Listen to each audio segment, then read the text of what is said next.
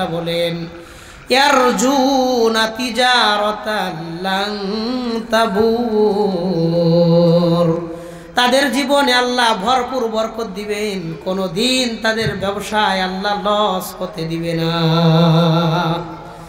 এরপরে আয়াতে আল্লাহ বলেন, লিওয়াফিয়াহুম উজুরাহুম ওয়া ইয়াজিদাহুম মিন ফাজলি, যে এলাকা, যে পরিবার, যে মহল্লার মধ্যে কোরআন পড়া হবে, ওই মহল্লার মধ্যে আল্লাহ ভরপুর বরকতের ফয়সালা করে দেন। ওয়া ইয়াজিদাহুম মিন ফাজলি, ওই জায়গায় আল্লাহ ভরপুর বরকত দিবেন। এই জন্য দেখবেন আগের যুগের মানুষের ইনকাম ছিল কম, যা ইনকাম ছিল সুন্দর মতন পরিবার চলতো। এখন মানুষের বেতন বাড়ছে, টাকা পয়সা বাড়ছে, বলেন তো টেনশন কমছে না বাড়ছে? টেনশনটাও বাড়ছে। আগে বেতন ছিল 8,000, 7,000, 5,000, সুন্দর চলতো। এখন বেতন 15, 18, 20, 22, তারপরেও সংসার চলে না। কারণ কি? টাকা বাড়ছে ঠিক, কিন্তু আল্লাহর পক্ষ থেকে কোনো বরকত নাই। কারণ আগেও মা বোনদেরকে দেখতাম ফজরের নামাজের পর সূরা ইয়াসিন পড়তো, এরপরে উঠান বাড়িঘর ঝাড়ু দিত, থালা বাসন মাজতে যাইতো। 20টা 30টা বাড়িতে যদি যাইতাম ফজরের পরে অন্তত 5-10টা বাড়িতে সূরা ইয়াসিন পড়তো। এখন যদি 100 বাড়ি ফজরের পরে যান, দেখবেন 90টা বাড়ি এখনো ঘুম থেকেই ওঠে না। আগে মা বোনরা কোরআন পড়তো, এই জন্য এলাকায় বরকত ছিল। এখন মানুষ 10টা, রাত 2টা 3টা বাজে ঘুমায়, সকাল 10টা 11টা বাজে ঘুম থেকে ওঠে। কোরআন ছেড়ে দিতেছে, এই জন্য আল্লাহ বরকত নিয়ে যাইতেছে আস্তে আস্তে। আগে একটা লাউ গাছে যেই পরিমাণ লাউ ধরতো, এখন বর্তমানে একটা লাউ গাছে ওই পরিমাণ লাউ ধরে না। আগে একটা সিম গাছে এই পরিমাণ সিম ধরতো। আমার মা চাচিদেরকে দেখতাম কাপড়ের আঁচলে কইরা মানুষের বাড়িতে ফিরি ফিরি দিত, যে তোমরা লাউ দিয়া, মাছ দিয়া, সিম দিয়া রান্না খাইও। আর এখন কিছুদিন আগেও 200 টাকা কেজি ছিল, এখন একটু কমছে। সিম না খাইতে কিছু সিম গাছে বাত্তি হইয়া ময়রা চিটকে লেগে থাকতো, ভিতরের বিচিটা কালো কুচকুচা হয়ে থাকতো। এটি আগামী বছরের লেগে উঠায় রেখে দিত। কেউ কথা ঠিক আছে না? আরও একটা বাস্তব উদাহরণ নেন। আগে খাল বিল নদী নালায় যেই পরিমাণ মাছ পাওয়া যাইত, বর্তমান খাল বিল নদী নালায় ওই পরিমাণ মাছ পাওয়া যায় না। মুরব্বীদের মুখে শুনলে মনে হয় গাল গল্প করতেছে, অবাস্তব কথাবার্তা। আরও একটা ভয়াবহ চিত্র দেখা যায়, হয়তো খেয়াল করেন না। আমাদের ছোটবেলাতেও আমরা কোনোদিন শুনি নাই যে বাচ্চা হয়েছে, বাচ্চা মায়ের বুকের দুধ পায় না। অথচ এখন প্রত্যেকটা গ্রামগঞ্জে এমন বাচ্চা হয়েছে, বাচ্চা মায়ের বুকের দুধ পায় না, মা ডাক্তারের কাছে গিয়া ঔষধ আইনা ওষুধ খায়, তারপরে বাচ্চা দুধ খাইতে পারে। মা ওষুধ খাওয়া বন্ধ করে দিলে বাচ্চা মায়ের বুকের দুধ পর্যন্ত খাইতে পারে না। অহরহ এমন উদাহরণ দৃষ্টান্ত সমাজে আছে না নাই? তার মানে আল্লাহ তাআলা প্রত্যেকটা জায়গা থেকে বরকত উঠায় নিতেছেন। মানুষ কোরআন থেকে যতটা দূরে চলে যাবে, ওই এলাকা থেকে আল্লাহর বরকত ততটাই দূরে চলে যায়। আল্লাহ আমাদেরকে পরিবারে, সমাজে, রাষ্ট্রে, এলাকায়, মহল্লায় বেশি বেশি কোরআন পড়ার, কোরআন পড়ানোর, কোরআন পড়ার কাজে সহযোগিতা করার ভরপুর তৌফিক দান করেন, বলেন আমিন। তাহলে 1 নম্বর কথা জানতে পারলাম যে এলাকায় কোরআন পড়া হবে ওই এলাকায় বরকত দেন কে? ইদানিং দেখেন আফগানিস্তান, তারা সুন্দর ইসলামী হুকুমত কায়েম করছে, সুন্দর মাদ্রাসা, মসজিদ, কোরআন তেলাওয়াত, বিভিন্ন জায়গা থেকে অশ্লীলতা মুইছা দিছে। গত 2 বছরে আফগানিস্তানের মুদ্রার মান, ফসল আদি যেই পরিমাণ বাড়ছে, এটা কল্পনাতীত। কোনো গবেষক এটার কোনো হিসাব মিলাইতে পারে না। কথা কোন ঠিক কিনা?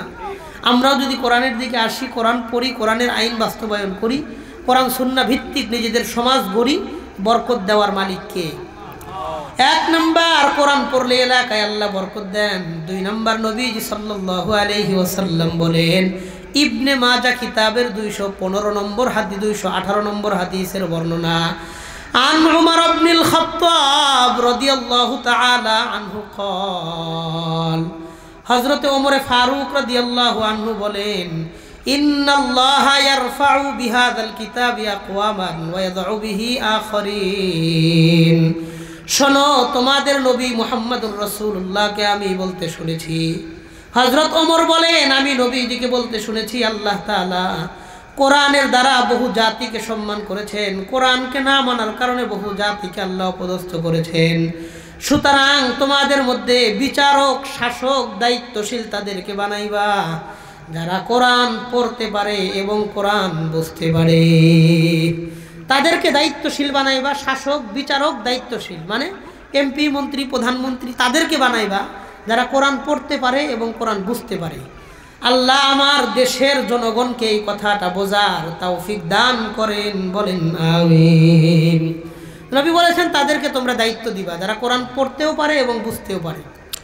3 নম্বর কথা নবীজি সাল্লাল্লাহু আলাইহি ওয়াসাল্লাম বলেন, খায়রুকুম মান তাআল্লামাল কুরআনা ওয়া আল্লামা। তোমাদের মধ্যে যারা কোরআন পড়ে এবং কোরআন অন্যকে শিক্ষা দেয়, কোরআনের ছাত্র আর শিক্ষক এই 2 শ্রেণীর মর্যাদা আল্লাহর কাছে সবচাইতে বেশি। কোরআনের ছাত্র শিক্ষকের মর্যাদা আল্লাহর কাছে সবচেয়ে বেশি। 3টা কথা গেল। 1 আল্লাহ বরকত দেন, 2 নম্বর তাদেরকে নবীজি দায়িত্ব দিতে বলেছেন, 3 নম্বর তাদের মর্যাদা বেশি। 4 নম্বর তিরমিজি শরীফের 2910 নম্বর হাদিসের বর্ণনা, 2910 নম্বর হাদিস। আব্দুল্লাহ ইবনে মাসউদ রাদিয়াল্লাহু আনহু বলেন, وعن عبد الله بن مسعود رضي الله تعالى عنه وعنهم أنه قال عبد الله بن مسعود رضي الله عنه বলেন قال النبي صلى الله عليه وسلم নবীজি বলেন মান قرأ حرفا من كتاب الله যেই লোকটা কোরআন শরীফ থেকে একটা অক্ষর তিলাওয়াত করবে, বলেন তো কয়টা অক্ষর তিলাওয়াত করবে? নবীজি বলেন যেই ব্যক্তি কোরআন থেকে একটা অক্ষর তিলাওয়াত করবে, ফালাহু বিহি হাসানাতুন ওয়াল হাসানাতু বিআশরি আমসালিহা, তার আমলনামায় আল্লাহ তাআলা 10টা নেকি লিপিবদ্ধ করে দেয়। প্রত্যেকটা হরফের বিনিময়ে আল্লাহ 10টা নেকি দান করেন। এরপরে আব্দুল্লাহ ইবনে মাসউদ বলেন, নবীজি বললেন লা আকুলু আলিফ লাম মিম হরফুন। নবীজি বলেন আমি এই কথা বলি না যে আলিফ লাম মিম একটা অক্ষর, এটা আমি বলি না। বাল আলিফুন হরফুন ওয়া লামুন হরফুন ওয়া মিমুন হরফুন, বরং আলিফ একটা অক্ষর, লাম একটা অক্ষর, মিম একটা অক্ষর। যেই ব্যক্তি একবার পড়বে আলিফ লাম মিম, তার আমল নামায় আল্লাহ 30টা নেকি লিপিবদ্ধ করে দেয়। কোরআনের প্রত্যেকটা অক্ষরে কয়টা নেকি? 10টা নেকি আল্লাহ দান করেন। 4 নম্বর কথা জানলাম। 5 নম্বর কথা বুখারী শরীফের 5447 নম্বর হাদিসের বর্ণনা, 5447 নম্বর হাদিস। আবু মুসা আশআরী রাদিয়াল্লাহু আনহু তিনি বলেন, قال النبي صلى الله عليه وسلم, আল্লাহ নবী বলেন, মাসালুল মুমিনিল্লাযী ইয়াকরাউল কুরআন কামাসালিল উতরুজ্জাতি রিহুহা তাইয়্যিবুন ওয়া তা'মুহা তাইয়্যিবুন। আল্লাহ নবী বলেন যে মুমিন ব্যক্তি দুনিয়াতে কোরআন পড়বে তার দৃষ্টান্ত আল্লাহর কাছে মিষ্টি কমলার মতন। মিষ্টি কমলার গ্রামটা যেমন চমৎকার, স্বাদটাও বড় চমৎকার। যেই লোক দুনিয়াতে বেশি বেশি কোরআন পড়বে তার গা থেকে হাসরের মাঠে আল্লাহ মিষ্টি কমলার মতন ঘ্রাণ আল্লাহ ছড়াইয়া দিবে। আল্লাহ একজন ঘ্রাণযুক্ত মুমিন হিসেবে হাসরের মাঠে উপস্থিত হওয়ার, হাজির হওয়ার তৌফিক দান করেন, বলেন আমিন। 5 নম্বর কথা, কোরআন পড়লে তার শরীর থেকে আল্লাহ হাসরের মাঠে বেশি ঘ্রাণ ছড়াইয়া দিবেন। 6 নম্বর কথা, মুসলিম শরীফের 1744 নম্বর হাদিসের বর্ণনা, 1744 নম্বর হাদিস। এই হাদিসটা একটা মজার হাদিস। নবীজির সাহাবী নাম হলো উসাইদ ইবনে হুজাইর রাদিয়াল্লাহু আনহু, তিনি বলেন, এই হাদিসটা একটু মনোযোগ দিয়ে শোনেন। আল্লাহ নবী বলেন, ওয়ান উসাইদ ইবনে হুজাইর রাদিয়াল্লাহু তাআলা আনহু قال, উসাইদ ইবনে হুজাইর রাদিয়াল্লাহু আনহু বলেন, বাইনামা আনাল লাইলাতা আকরাউ ফি মিরবাদি, একদিন রাতের বেলায় আমি আমার গোয়াল ঘরের মধ্যে কোরআন শরীফ পড়তেছিলাম। আপনাদের ভালুকা এলাকায় যেই ঘরে গরু থাকে ওই ঘরটারে কি কয়? গোয়াল ঘর কয়নি? সাহাবী বলেন আমি একদিন গোয়াল ঘরের মধ্যে রাত্রিবেলায় কোরআন শরীফ পড়তেছিলাম। আমার গোয়াল ঘরে একটা ঘোড়া বাঁধা ছিল। ঘোড়া কি বাঁধা ছিল? তিনি বলেন আমি যখন কোরআন শরীফ পড়তেছিলাম, ইজজালাত ফারাসি সুম্মা আকরা সুম্মা জালাত সুম্মা আকরা সুম্মা জালাত আইযা, আমি যখন কোরআন শরীফ পড়ি ঘোড়াটা আমার কোরআন শরীফের আওয়াজ শুই না লাফালাফি করে। আমি কোরআন বন্ধ করে দেই, ঘোড়াটা লাফালাফি করাও বন্ধ করে দেয়। আমি আবার কোরআন পড়ি, ঘোড়াটা আবার লাফালাফি করে। সাহাবী বলেন হাত্তা খাশিতু আন তাতা ইয়াহইয়া, আমি ভয় করতে থাকলাম আমার সন্তান ইয়াহইয়ার না জানি কোনো ক্ষতি হয়ে যায় কিনা। ঘোড়ার পাশে আমার সন্তান ইয়াহইয়া শোয়া, সন্তানের পাশে যদি ঘোড়া লাফালাফি করে সন্তানের ক্ষতি হওয়ার আশঙ্কা আছে। এই জন্য ফাকুমতু ইলাইহা, আমি কোরআন শরীফ বন্ধ করে ঘোড়ার কাছে দাঁড়াইলাম। কোরআন শরীফ পড়াটা বাদ দিয়া বন্ধ করে ঘোড়ার কাছে এসে আমি দাঁড়াইলাম। দাঁড়ানোর পর তিনি বলেন ফাইদা আসারুজ্জিল্লাতি ফাওকা রাসি, হঠাৎ করে আমি মাথার উপরে তাকায় দেখি ছোট্ট একটা মেঘের টুকরা, একটা অন্ধকারের টুকরা। ফিহা আমসালুস সুরুজি কদ আরাজাত ইলাল জাওয়ি হাত্তা মা আরাহা, এই অন্ধকারের মধ্যে ছোট ছোট কিছু বাতি দেখা যায়, আকাশের দিকে উঠে গেল। আমি আর শেষ পর্যন্ত খেয়াল করে তাদেরকে দেখতে পারলাম না। মেঘের টুকরার মধ্যে ছোট্ট ছোট্ট বাতি আকাশের দিকে উঠে গেল, আমি আর তাকায়া দেখতে পারলাম না এগুলা কই গেল। বিষয়টা আমার কাছে অদ্ভুত মনে হইল। ঘোড়া লাফাইলো, একটা মেঘের টুকরার মতন অন্ধকার, ভিতরে ছোট ছোট বাতি উপরে উঠে গেল, এটা কি হতে পারে? ফাগাদাউতু আলা রাসূলিল্লাহি সাল্লাল্লাহু আলাইহি ওয়াসাল্লাম, পরের দিন ফজরের নামাজের পর আমি আল্লাহর নবীর কাছে গেলাম। গিয়া জিজ্ঞাসা করলাম ইয়া রাসূলুল্লাহ, আল্লাহর নবী গতকালকে রাতের বেলায় আমি কোরআন পড়তেছিলাম, হঠাৎ আমার ঘোড়াটা লাফালাফি করতেছিল, কোরআনটা বন্ধ করে আমার সন্তানের জন্য ঘোড়ার কাছে আমি আইসা দাঁড়াইলাম। দেখলাম মাথার কাছে একটা অন্ধকার, ভিতরে ছোট ছোট আলো উপরের দিকে উঠে গেল। আমি শেষ পর্যন্ত আর লক্ষ্য করে দেখতে পারলাম না কোথায় গেল। নবীজি বললেন শোনো, কানাতিল মালাইকাতু তাসতামিউ লাকা ওয়ালাউ করাতা আসবাহতা লা ইয়ারাহান নাস ওয়া মা তাস্তাতিরু মিনহুম, ওই অন্ধকারের মধ্যে ছোট ছোট বাতি, এরা ছিল আল্লাহর ফেরেশতা। তোমার তেলাওয়াতটারে তারা মনোযোগ সহকারে শুনতেছিল।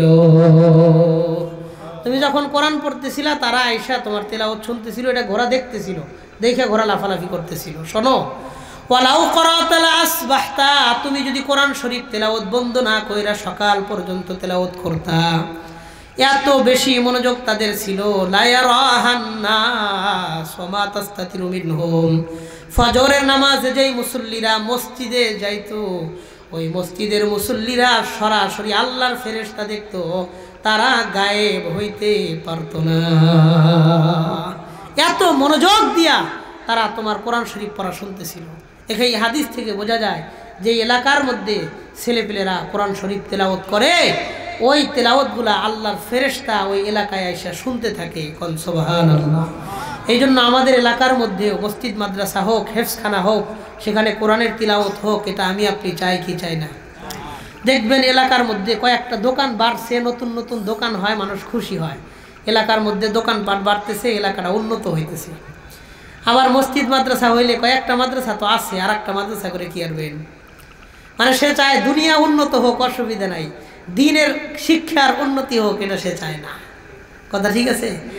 মাদ্রাসা একাধিক হলে দিনের উন্নতি হবে, দোকানপাট, বিল্ডিং, বাসাবাড়ি, গার্মেন্টস, ফ্যাক্টরি হইলে দুনিয়ার উন্নতি হবে। তো দুনিয়ারও উন্নতি হোক, দিনেরও উন্নতি হোক, এটা আমি আপনি চাই কি চাই না? আল্লাহ আমাদের বোঝার তৌফিক দান করেন, বলেন আমিন। তাহলে 6 নম্বর কথা জানলাম, দুনিয়ার কোনো জায়গায় কোরআন পড়া হইলে ওই জায়গায় ফেরেশতা আইসা তেলাওয়াত শুনতে থাকে। 7 নম্বর কথা একটু মনোযোগ দিয়ে শোনেন। এই হাদিসটা বুখারী শরীফের 1343 নম্বর হাদিস। আগের হাদিস ছিল 1744 মুসলিম শরীফের, এটা 1343 বুখারী শরীফের। সাহাবী বলেন উহুদের যুদ্ধে 70 জন সাহাবী মারা গেলেন, শহীদ হইলেন 70 জন। সাহাবায়ে কেরাম যুদ্ধ করতে করতে ক্লান্ত। 70 জন সাহাবীর জন্য 70টা কবর খোঁড়া এই মুহূর্তে তাদের দ্বারা সম্ভব না। একটা কবর খুঁড়তে অনেক কষ্ট হয়। পাহাড়ি জমিন উহুদের ময়দানে কবর খোঁড়া আরও বেশি কষ্টের। বাঙালি মাটি তো কোদাল দিয়ে কোপ দিলে খুইরা যায়, আরবের মাটি শক্ত পাথরওয়ালা, কোদাল দিয়ে কোপ দিলে খোঁড়ে না। কোদাল নষ্ট হয়ে যাইব কিন্তু মাটি খুঁড়বে না। কথাটা বুঝতে পারছেন? সাহাবায়ে কেরাম নবীজিকে জিজ্ঞাসা করলেন, ৭০ জন সাহাবী শহীদ, আমরা এত কবর কিভাবে খুঁড়ব? ৭০টা কবর খোঁড়া তো আমাদের দ্বারা এই মুহূর্তে সম্ভব না। নবীজি বললেন, শোনো, বিশাল করে লম্বা একটা কবর খোঁড়ো, এরপরে সারি সারি কইরা সাহাবায়ে কেরামদেরকে একসাথে দাফন করে দাও। সুবহানাল্লাহ। সাহাবায়ে কেরাম নবীজির পরামর্শে লম্বা করে একটা কবর খুঁড়লেন। খোঁড়ার পর ৭০ জন সাহাবীর শহীদ সাহাবায়ে কেরামদের সামনে গিয়ে আল্লাহর নবী দাঁড়াইলেন। সবার আগে কার লাশটাকে কবরের মধ্যে রাখা হবে? আল্লাহর নবী প্রশ্ন করলেন, আইয়ুহুম আকসারু আখজান লিল কুরআন। আমার সাহাবায়ে কেরামদের মধ্যে সবচাইতে বেশি কোরআন কে পড়তো? শোনো, যেই সাহাবী সবচাইতে বেশি কোরআন পড়তো, কদ্দামাহু ফিল লাহদি, তার লাশটারে নিয়া সবার আগে তোমরা কবরের মধ্যে শোয়া দাও। কারণ যেই সাহাবী সবচেয়ে বেশি কোরআন পড়তো, কবরের মধ্যে মুনকার নাকির যখন আসবে, মুনকার নাকির যখন প্রশ্ন করবে, তার তেলাওয়াত মুনকার নাকিরের প্রশ্নের জবাব তাদের পক্ষ থেকে দিয়ে দিবে। শহীদ সাহাবী, শহীদ উহুদের ময়দানে শহীদ, তাদের ক্ষেত্রেও নবী জিগাইলেন, কে বেশি কোরআন পড়তো? হ্যাঁ, লাশ আগে নামাও। কন্যা সুবহানাল্লাহ। এই জন্য আমার আপনার কোরআনের সাথে একটা ভালো সম্পর্ক হোক, এটা আমি আপনি চাই কি চাই না? হ্যাঁ, দুনিয়াতেও মর্যাদা আল্লাহ বাড়াবেন, হাসরের মাঠে কবরের জগৎ থেকে কাজে লাগবে। অথচ আমাদের বাড়িতে যায় দেখবেন, বাড়িতে যেই সমস্ত জিনিস সবচাইতে বেশি অবহেলিত, এর মধ্যে হলো একটা কোরআন শরীফ, একটা কাচের গ্লাস, কাচের একটা প্লেট, একটা চায়ের কাপ, এইটি নিয়ে শুকে আলমারির মধ্যে সুন্দর করে সাজায় রাখে। একটা প্লেট দেয়, এরপরে একটা কাগজ দেয়, এরপরে আর একটা প্লেট দেয়, সুন্দর করে সবগুলা প্লেটে যেন দাগ না পড়ে এতটুকু যত্ন করে রেখে দেয়। আর কোরআন শরীফটারে এক জায়গায় রেখে দিছে, উপরে হাত দিয়ে দেখবেন 1 ইঞ্চি ধুলা পড়ে রয়েছে। কথা কন? হ্যাঁ, সবচাইতে বেশি অবহেলিত অবস্থায় থাকে কোরআন শরীফ। এই কোরআন আমাদের জন্য সুপারিশ করবে না। নিজের 8 সেট 10 সেট 5-7 সেট জামা, অথচ কোরআন শরীফের জন্য একটা জুজদান, একটা গেলাপ বানাবে, এই টাকা তার হয় না। আল্লাহ আমাদেরকে কোরআনের প্রতি যত্নশীল আচরণ করার তৌফিক দান করেন, বলেন আমিন। কোরআনের সাথে সুসম্পর্ক রাখবো। 7 নাম্বার কথা গেল। 8 নাম্বার কথা, নবীজি সাল্লাল্লাহু আলাইহি ওয়াসাল্লাম বলেন, ইবনে মাজাহ কিতাবের 215 নম্বর হাদিস, নবীজি বলেন, ইন্না লিল্লাহি আহলিনা মিনান নাস। দুনিয়াতে কিছু মানুষ, তারা হাসরের মাঠে আল্লাহর খুব কাছাকাছি থাকবে। সাহাবায়ে কেরাম প্রশ্ন করলেন, মানহুম ইয়া রাসূলুল্লাহ, আল্লাহর নবী তারা কারা? ওই মানুষদের পরিচয়গুলা আমরা জানতে চাই। নবীজি বললেন, হুম আহলুল্লাহি আহলুল কুরআনি ওয়া খাসাতুহু। যারা দুনিয়াতে বেশি বেশি কোরআন পড়তো, তারা হাসরের মাঠে আল্লাহর কাছাকাছি অবস্থান করবে। আল্লাহ আমাদেরকে কোরআনের সাথে ভালো সম্পর্ক নিয়ে দুনিয়া থেকে যাওয়ার তৌফিক দান করেন, বলেন আমিন। 9 নম্বর কথা, নবীজি বলেন, আবু দাউদ শরীফের 4846 নম্বর হাদিসের বর্ণনা, নবীজি বললেন, ইন্না মিন ইজলালিল্লাহি সুবহানাহু ওয়া তাআলা ইকরাম যিশ শাইবাতিল মুসলিম ওয়া হামিলিল কুরআন ওয়া যিস সুলতানিল মুকসিতিল মুওয়াফফাকি। নবীজি বলেন, 3 ব্যক্তিকে সম্মান করলে ওই ব্যক্তির জন্য আল্লাহ খুশি হয়ে যান। 3 ব্যক্তিকে সম্মান করার অর্থ হলো আল্লাহরে সম্মান করা, আল্লাহ তার প্রতি খুশি হয়ে যান। 1 নাম্বার, ইজলাল যিশ শাইবাতিল মুসলিম। সাদা দাড়িওয়ালা কোনো মুরব্বী মানুষকে সম্মান করলে ওই যুবকের প্রতি আল্লাহ সন্তুষ্ট হয়ে যায়। সাদা দাড়িওয়ালা মানুষকে সম্মান করা, সম্মান করলে তার প্রতি আল্লাহ খুশি হয়ে যায়। 2 নাম্বার, ওয়া হামিলিল কুরআন, কোরআনের খাদেম, কোরআনের হাফেজকে সম্মান করলে ওই ব্যক্তির প্রতি আল্লাহ খুশি হয়ে যান। 3 নাম্বার, ওয়া যিস সুলতানিল মুকসিতিল মুওয়াফফাকি, ন্যায়পরায়ণ শাসক, ন্যায়পরায়ণ বিচারক, যে টাকা খায়া বিচার পাল্টায় না, এমন ন্যায়পরায়ণ শাসককে সম্মান করলেও আল্লাহ তার প্রতি খুশি হয়ে যান। 3 ব্যক্তিকে সম্মান করলে আল্লাহ খুশি হন। এর মধ্যে 2 নাম্বার, নবীজি বললেন, ওয়া হামিলিল কুরআন, কোরআনের হামেল যিনি, কোরআনের খাদেম যিনি, কোরআনের হাফেজ যিনি, তাদেরকে সম্মান করলে আল্লাহ খুশি হন। 10 নম্বর কথা, নবীজি বলেন, ইউকালু লিহাফিজিল কুরআনি ইয়াউমাল কিয়ামা, কিয়ামতের দিন আল্লাহ তাআলা একজন হাফেজকে ডেকে বলবেন, ইকরা ওয়ারাত্তিলিল কুরআনা কামা কুনতা তুরাত্তিলু ফিদ দুনিয়া, তুমি তেলাওয়াত করো, আস্তে আস্তে পড়বা যেমন দুনিয়ার মধ্যে তুমি আস্তে আস্তে পড়তা। ফাইন্না মানজিলাকা ইনদা আখিরি আয়াতিন তাকরাউহা, প্রত্যেকটা আয়াতের বিনিময়ে আল্লাহ তোমাকে একতলা বিল্ডিং এর মালিক বানাবেন। কোরআনের যতগুলা আয়াত আছে ততগুলা বিল্ডিং এর তালার মালিক আল্লাহ তোমাকে বানায় দিবেন। এই জন্য একটা ছেলেকে হাফেজ আলেম বানায়